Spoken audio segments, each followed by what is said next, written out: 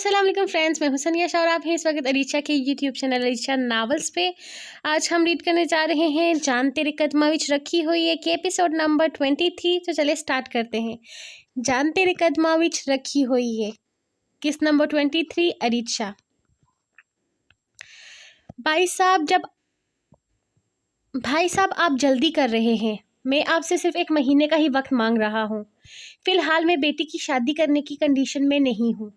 बेटी को रुखसत करने से पहले 1000 तरह की बातों का ध्यान रखा जाता है और मेरे हालात आपके सामने हैं। थोड़ा सब्र से काम लें। मैं अपनी बेटी को अच्छे से रुखसत करना चाहता हूँ।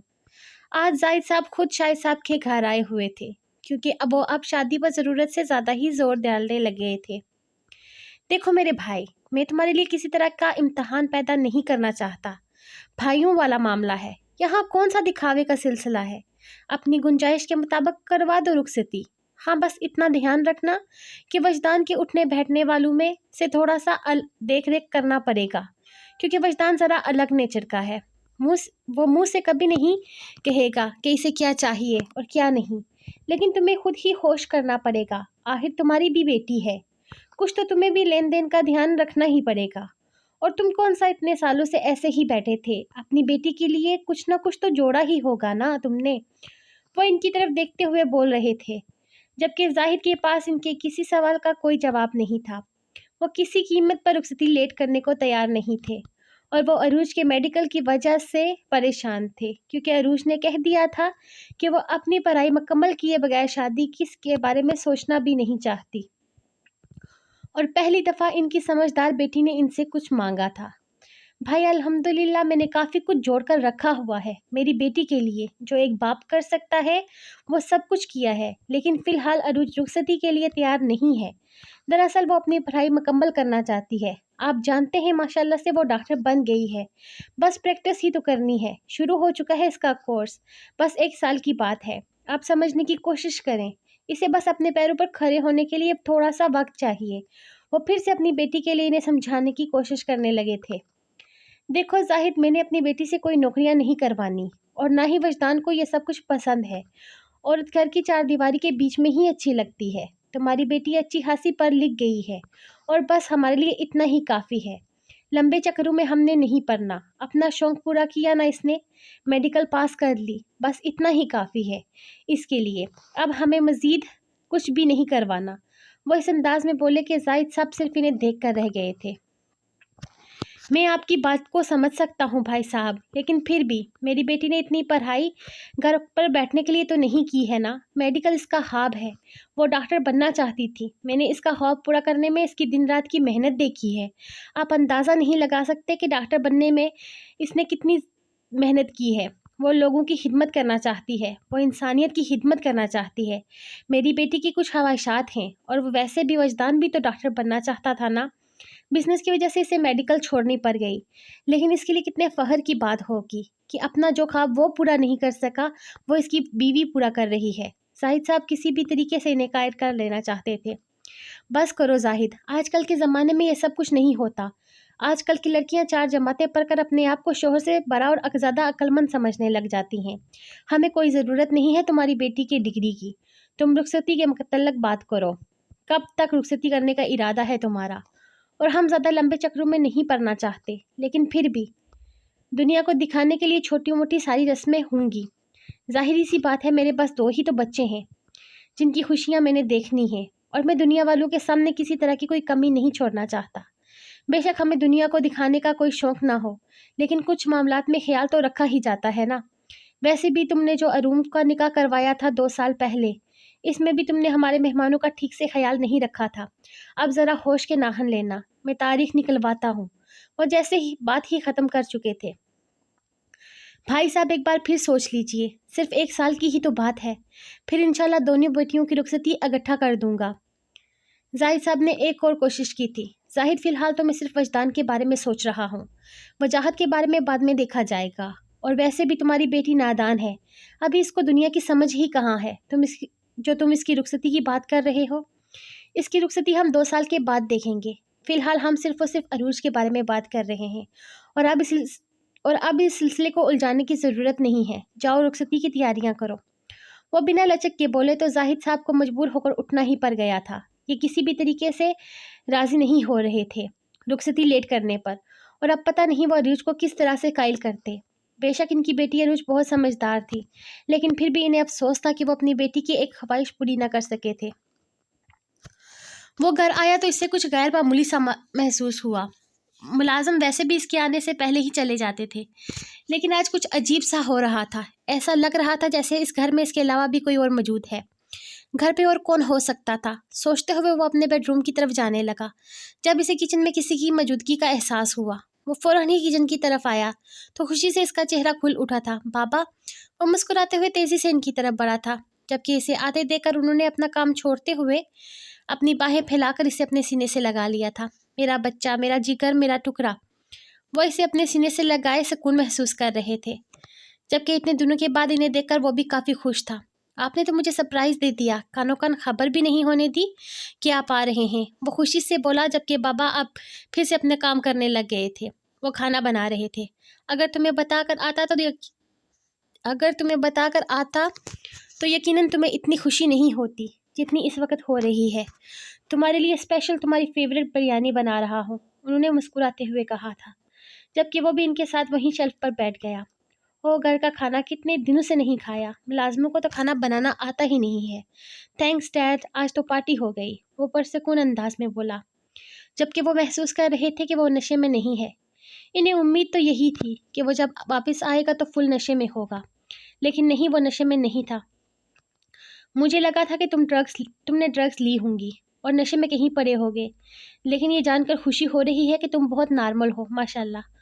وہ دراصل یہ میرا ٹائم نہیں ہے نا، میں رات 1 بجے کے بعد اپنے اس طرح کے شوق پورے کرتا ہوں، اور آفس ٹائمنگ 11 بجے کے بعد، دن میں کبھی کبھار جب ضرورت حد سے زیادہ سوار ہوتی ہے تب لے لیتا ہوں، لیکن حد میں۔ وہ انہیں اطمینان دلاتے ہوئے انہیں بتانے لگا تھا۔ اب وہ اسے ڈرگ چھوڑنے کے لیے نہیں کہتے تھے، کیونکہ وہ سمجھ چکے تھے کہ یہ چیز اس کے بس سے باہر ہے۔ وہ چاہے کچھ بھی کیوں نہ کر لے، لیکن کبھی بھی یہ چیز چھوڑ نہیں سکتا۔ انہوں نے اسے ڈرگس کے ساتھ ہی قبول کر لیا تھا۔ وہ جیسا بھی تھا، جو بھی تھا، وہ بس ان کے پاس تھا، ان کی نظروں کے سامنے۔ انہیں اور کچھ بھی نہیں چاہیے تھا۔ آ جاؤ، کھانا بن چکا ہے، ساتھ میں کوئی فلم دیکھتے ہیں اور ساتھ میں کھانا انجوائے کرتے ہیں۔ وہ مسکراتے ہوئے اسے باہر لے کر جانے لگے تھے، جبکہ وہ خوشی خوشی ان کے ساتھ ہی آیا تھا۔ اپنے بابا کے ساتھ وقت گزارنے کی خواہش تو کافی وقت سے اس کے دل میں تھی، لیکن آج اللہ نے اپنے آپ ہی یہ خواہش پوری کر دی تھی۔ اسے اور کیا چاہیے تھا؟ وہ رات کو بابا کے ساتھ ہی سویا تھا جب اسے کچھ عجیب سا محسوس ہوا۔ وہ نیند میں بے چین لگ رہے تھے۔ آہستہ سے ان کے سینے پر ہاتھ رکھا تھا، جہاں اسے حرکت کچھ تیز محسوس ہوئی۔ ان کا دل اتنے بے ترتیب کیوں ہو رہا تھا، وہ سمجھ نہیں پایا تھا، جبکہ وہ محسوس کر رہا تھا کہ وہ بار بار بائیں سائڈ کی طرف تکلیف محسوس کر رہے تھے۔ وہ اٹھ کر بیٹھ گیا تھا۔ اس کا ارادہ تھوڑی دیر بابا کے ساتھ سونے کا تھا۔ اس کے بعد، ان کے سونے کے بعد، وہ اپنا نشہ پورا کرنے والا تھا، لیکن بابا کی طبیعت اسے نہ جانے کیوں خراب محسوس ہو رہی تھی۔ بظاہر تو وہ بالکل نارمل تھے، کسی طرح کی پریشانی محسوس نہیں ہو رہی تھی، لیکن پھر بھی وہ کچھ بے چین لگ رہے تھے، اور جس طرح سے ان کے سینے کی دھڑکن تیز ترین ہوتی جا رہی تھی، اسے عجیب سا خوف محسوس ہونے لگا تھا۔ بابا، بابا اٹھیں، کیا ہوا ہے آپ کو تکلیف ہے کیا؟ وہ انہیں جگانے لگا تھا، جبکہ نیند میں اپنی طبیعت اور بائیں سائڈ پر اٹھا درد محسوس کر کے وہ جلدی ہی آنکھیں کھول کر اسے دیکھنے لگے تھے۔ اسے پریشانی سے اپنے قریب بیٹھے دیکھ بابا مسکرا دیے۔ ہاں بیٹا، میں ٹھیک ہوں، تمہیں پریشان ہونے کی ضرورت نہیں ہے۔ کچھ وقت سے یہ بائیں سائڈ کا بازو سن ہو جاتا ہے اور ایسے ہی دھڑکن تیز ہو جاتی ہے۔ وہ اس کا ہاتھ اپنے سینے پر محسوس کرتے ہوئے بتانے لگے تھے، کتنے وقت سے ہو رہا ہے یہ سب کچھ؟ آپ کی طبیعت خراب ہے؟ آپ نے اس بارے میں مجھے کیوں نہیں پتہ چلنے دیا؟ چلیے اٹھیے، ڈاکٹر کے پاس چلتے ہیں۔ وہ فوراً ہی اٹھ کر جوتے پہننے لگا تو بابا نے انکار کرنا چاہا تھا۔ Asim Khan, I don't like arguments. اٹھے اور چلے میرے ساتھ۔ وہ زبردستی انہیں اٹھانے لگا تو انہیں اٹھنا ہی پڑ گیا تھا۔ انہیں ہارٹ اٹیک وغیرہ تو نہیں ہوا ہے، لیکن پھر بھی خطرہ ہے۔ یہ کسی چیز کو لے کر کافی پریشان رہتے ہیں اور ٹینشن لیتے ہیں۔ ٹینشن سے شاید ان کو ہارٹ اٹیک ہو سکتا ہے۔ آپ اپنی دماغی سوچوں پر کنٹرول کریں اور سب کچھ خدا پر چھوڑ دیں۔ سامنے بیٹھا ڈاکٹر ان کا تفصیل سے معائنہ کرنے کے بعد انہیں بتا رہا تھا۔ ڈاکٹر اب تو میں ٹینشن لیتا ہی نہیں، میرا بیٹا میرے ساتھ ہوتا ہے، میں جب چاہوں اس سے بات کرتا ہوں، جب چاہوں اس سے ملتا ہوں۔ اب تو کوئی مسئلہ ہی نہیں ہے مجھے۔ ابھی 2 ماہ پہلے میں اس سے ملا تھا اور اب پھر سے آ گیا ہوں اسے ملنے کے لیے۔ اس کے علاوہ میری اور کوئی اولاد بھی نہیں ہے جس کی پریشانی ہوگی مجھے، انہوں نے بتایا تھا۔ مجھے یہ تو نہیں پتا کہ آپ کو کیا پریشانی ہے، لیکن شاید کوئی بزنس ٹینشن ہو، کوئی فیملی ٹینشن ہو۔ ٹینشن کسی بھی طرح کی ہو سکتی ہے، ذرا سی ٹینشن بھی آپ کے دل پر برا اثر ڈال سکتی ہے۔ آپ کا دل کافی کمزور ہو چکا ہے، آپ کسی طرح کا جھٹکا برداشت کرنے کی کنڈیشن میں نہیں ہے۔ آپ اپنا خیال رکھیے گا، باقی انشاءاللہ بالکل ٹھیک ہو جائیں گے آپ، اس نے مسکراتے ہوئے کہا تھا، جبکہ پراپر چیک اپ کے بعد وہ ان کے ساتھ واپس گھر جانے لگا تھا۔ آئیے شاہد بھائی، کیسے ہیں آپ؟ بہت دنوں کے بعد چکر لگایا آپ نے۔ شاہد کے ساتھ وجدان ان کے گھر آیا تو دیکھا کہ عاصم کہیں نظر نہیں آیا تھا۔ ان کی تلاش کرتی نظر دیکھ کر انہوں نے خود ہی بتا دیا تھا کہ عاصم ٹوکیو گیا ہوا ہے اپنے بیٹے شازل کے پاس۔ یہ تو بہت اچھا کیا عاصم نے کہ ٹوکیو چلا گیا۔ چلو اپنے بیٹے کے ساتھ تھوڑا وقت گزار آئے گا اور ہم بھی تمہارے ساتھ وقت گزاریں گے۔ مجھے تم سے کچھ ضروری بات کرنی تھی۔ وہ باہر صوفے پر بیٹھتے ہوئے بولے تھے۔ ضروری باتیں تو ہوتی ہی رہیں گی، پہلے کچھ کھا لیا جائے۔ انہوں نے ملازمہ کو اشارہ کیا تھا۔ نہیں، ان سب کی ضرورت نہیں ہے، یہ کاغذات دیکھو تم۔ انہوں نے کاغذات اس کے سامنے رکھتے ہوئے کہا تھا تو سومیا نے حیرت سے انہیں دیکھا تھا۔ کیا ہے ان کاغذات میں؟ وہ پیپر سامنے کرتے ہوئے چیک کرنے لگی تھی۔ یہ جائیداد کے پیپر ہیں۔ دیکھو سومیا، آج کل عاصم کی طبیعت ٹھیک نہیں رہتی، تم ان پیپر پر اس کے سائن کروا لو، جس میں جائیداد 80% تمہاری ہے اور 20% اس کے بیٹے شازل کی۔ جس طرح عاصم کی طبیعت خراب رہتی ہے آج کل، مجھے شک ہے کہ عاصم کبھی بھی جواب دے سکتا ہے، اسی لیے بہتر ہے کہ تم پہلے ہی اپنا فیوچر سیکیور کر لو۔ اور جو 20% شازل کے حصے میں آ رہا ہے نا، وہ ٹوکیو والا بزنس ہے۔ ٹوکیو والے بزنس میں اگر وہ شازل میرے بیٹے وجدان کو اپنا پارٹنر بنا لے تو وہ بھی ہم دھوکے سے لے لیں گے اور سب کچھ ہمارے پاس آ جائے گا۔ عاصم کی کروڑوں اور اربوں کی جائیداد ہمارے ہاتھ لگ جائے گی۔ شاید ان کے سامنے بیٹھا بول رہا تھا، جبکہ وہ حیرت سے اسے سن رہی تھی۔